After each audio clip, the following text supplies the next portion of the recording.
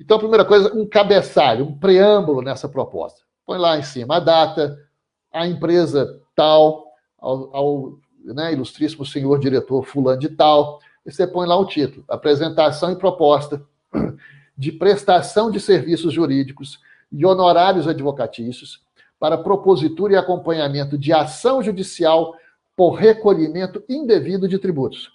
E, entre parênteses, você poderá colocar a tese que você vai aplicar. Por exemplo, tema 69, né? Exclusão do ICMS da base de cálculo da COFINS. Primeiro item da proposta, uma breve apresentação do seu escritório. Você vai usar esse título aí. Breve apresentação. Você vai falar um pouco. Ó, somos... Então, isso é de você. É muito personalizado. Próximo item aqui, a tese. Você vai fazer aqui uma breve descrição da tese, mas não numa linguagem técnica, certo? Numa linguagem simples, que também não vai passar de 3 parágrafos curtos. O exemplo está aqui. Está aqui um exemplo de apresentação da tese. Medida judicial visando a exclusão do ICMS da base de cálculo do PIS e COFINS, ou seja, o tema 69. Tem 3 parágrafos, e vejam que todos eles, assim, 1 ou 2 frases, no máximo, curtas e objetivas.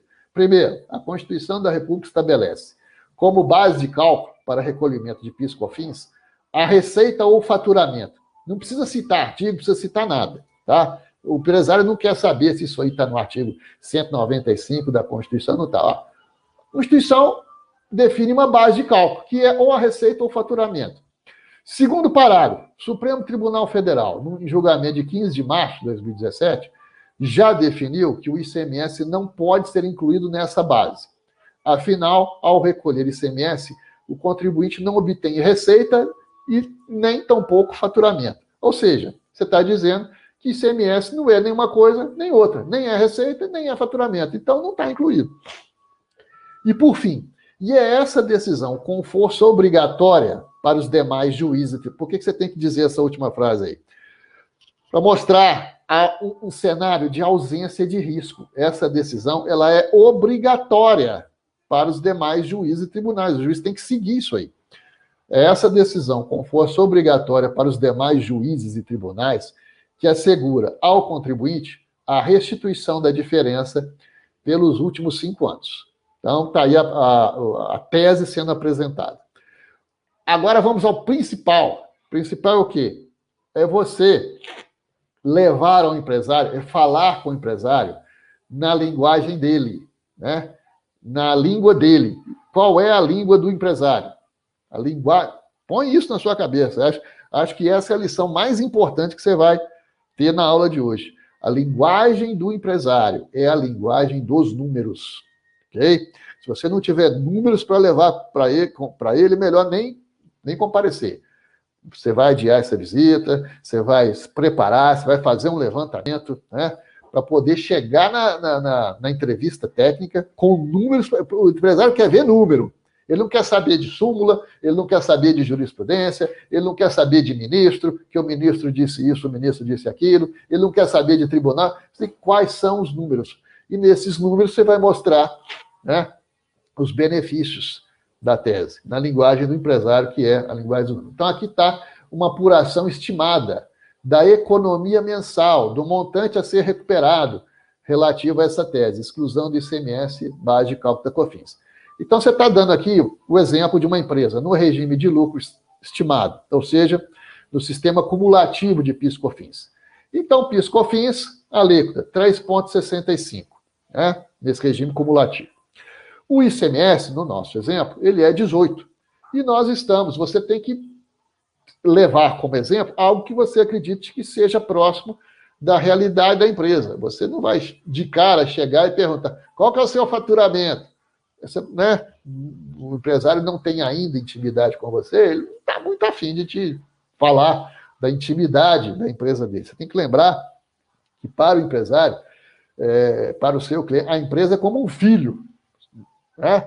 Você fazer perguntas assim muito íntimas e tal, como se você estivesse perguntando sobre o filho dele. Né? Mas você vai levar aquilo que você acredita ser próximo da realidade dele. Vamos dizer, faturamento médio mensal bruto de R$2 milhões. Tá? Isso não é muito ok? Uma empresa de porte médio, um supermercado de médio porte, num bairro, tal, fatura isso. Não é aquela, né? 2 milhões de reais, né? É o faturamento mensal. De PIS e COFINS, essa empresa está, então, tendo uma despesa tributária de 73 mil reais, que é 3,65 de 2 milhões. Agora, se você levar em consideração o faturamento bruto menos o ICMS, ou seja, retirando o ICMS dessa base de cálculo, você terá... Cadê? Desculpa, eu não peguei aqui aquela luzinha que sempre facilita, né? Então, aqui 2 milhões o faturamento, o PIS/COFINS 73 mil reais, que é 3,65. Vamos tirar dessa base de cálculo o ICMS. Então, nós teremos uma nova base calculada de 1.640.000 reais. Né? E o PIS/COFINS sobre essa nova base será de 59.860. Isso significa, então, que essa diferença entre 73 aqui, ó, e esse 59 significa uma economia mensal de 13.140. E uma economia anual, né, de 157.680. Multiplicando isso aí pelos 5 últimos anos, né, ou 60 meses, nós temos um montante a ser recuperado dos últimos 5 anos de R$ 788.400. Isso ainda sem a atualização monetária, levando aplicando a atualização monetária, o benefício que eu estou te trazendo, senhor empresário, é de 1 milhão, pode passar de R$ 1 milhão, ou seja, meio faturamento mensal. Você fatura 2 milhões, eu estou aqui te trazendo a possibilidade de ter uma entrada de caixa de metade do seu faturamento mensal, R$ 1 milhão, R$ 1 milhão. Né? Então, essa é uma recuperação. Isso é o que você vai falar para o empresário. Para você, advogado, você vai perceber que essa é uma recuperação muito boa, né?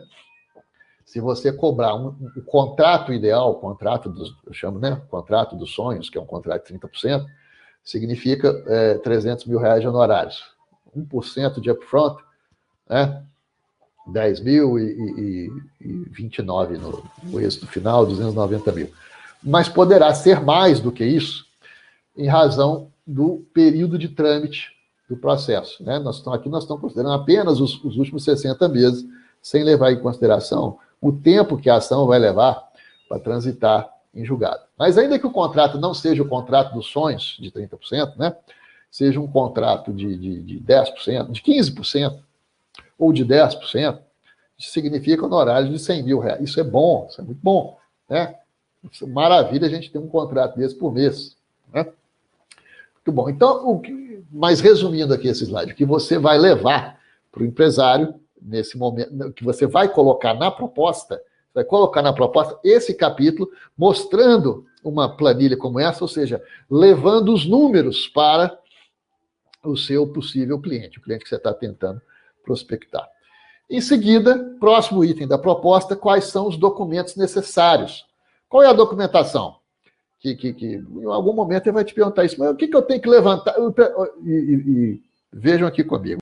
Às vezes você vai levar essa proposta e você vai perceber que o empresário, uma certa preguiça do assunto, não quer levar esse assunto adiante, vai te olhar com a cara assim de peixe morto e tal. Isso pode acontecer por razões... ou seja, qual o motivo, né, de o empresário ter essa resistência ou essa preguiça ou tal? Isso pode ocorrer por N razões. São muitos os empresários que já tiveram experiências negativas com recuperação tributária. Quais são essas experiências negativas? Primeira delas, na recuperação administrativa judicial, são muitos empresários que têm aquela experiência assim. O advogado cobrou honorários na liminar, conseguir a liminar, o proveito econômico a partir de uma liminar, e a liminar foi cassada, foi derrubada e tal, e aí eu tenho que devolver aquilo que eu contava como recuperação tributária, tive que devolver para o fisco. Isso me causou uma decepção. Então, prefiro não mexer com isso. Tem empresários que têm essa experiência. qual seria a forma de corrigir isso?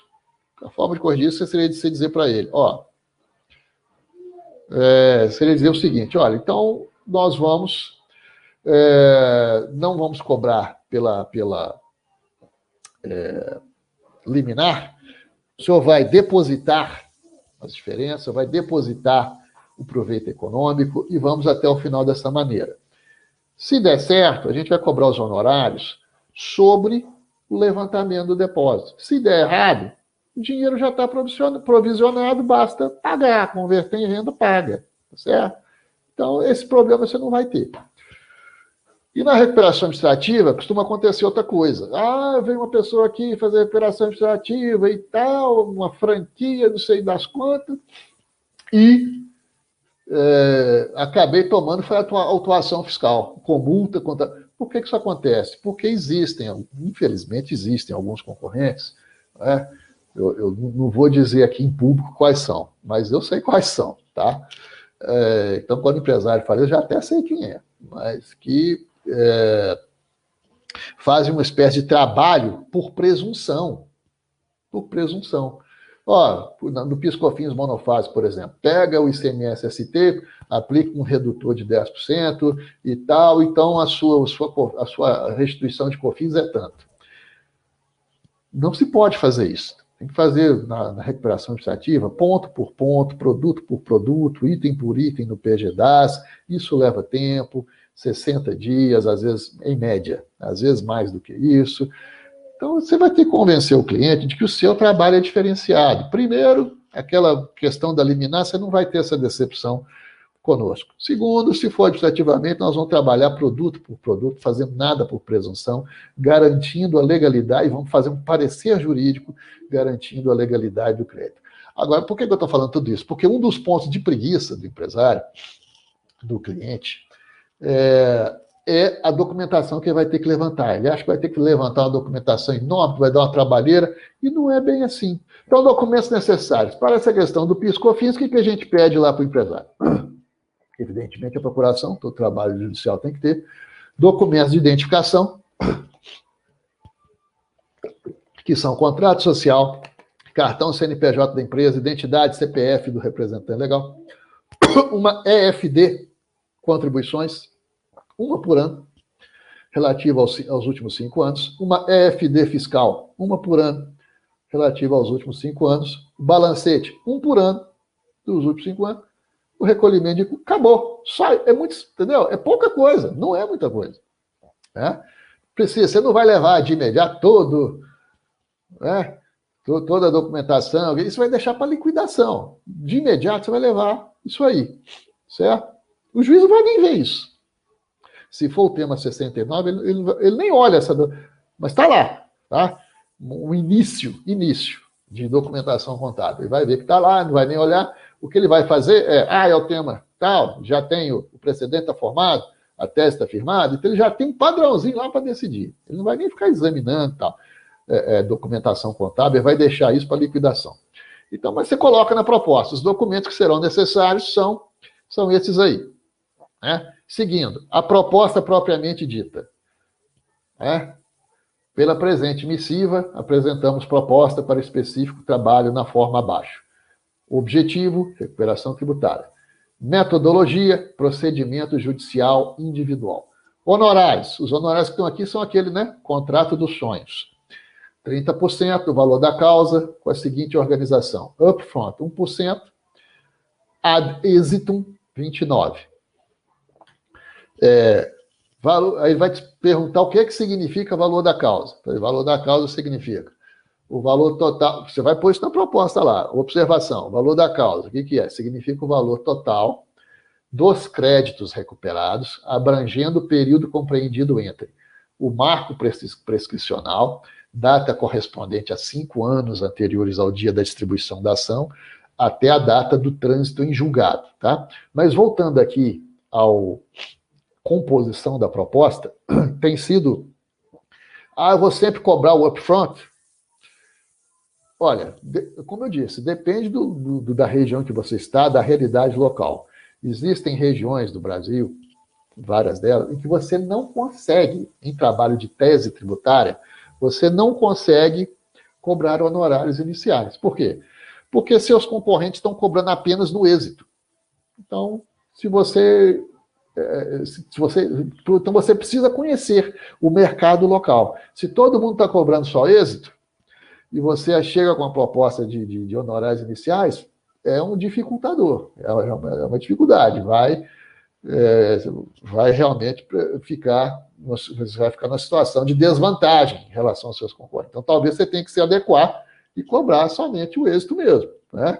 15%, 10%, o que for compatível com a realidade local, certo? Então, você vai ter que verificar essa realidade local. Cada região desse Brasil, nosso é um continente, né? Então, cada região é uma coisa. Você tem que pôr na proposta quais são as suas despesas, né? E deixar claro para o empresário que despesa não está incluído. Honorários é uma coisa, despesa é outra. Então, os valores aqui descritos não abrangem despesas processuais, custas, depósito recursal, tributos, tampouco despesas profissionais para execução do contrato, tais como viagens, passagens aéreas, hospedagem, que caso existam, correm por conta do contratante. Ou seja, às vezes talvez o cliente queira que você vá lá no tribunal em Brasília fazer uma sustentação oral e tal. Tá, isso é uma despesa, não está incluído nos honorários, tá? Deixar isso claro. Vamos encerrar a proposta. À disposição para quaisquer esclarecimentos, atenciosamente, o nome do escritório ou do advogado, e aí você põe ali um breve currículo, né? 2 a 3 linhas no máximo, não é para ficar contando vantagem, não. Vai lá, advogado, fiz tal, membro da comunidade tributária do IBJUS, participei do curso tal, avançado. Então tá aí, 2 a 3 linhas você se apresentou.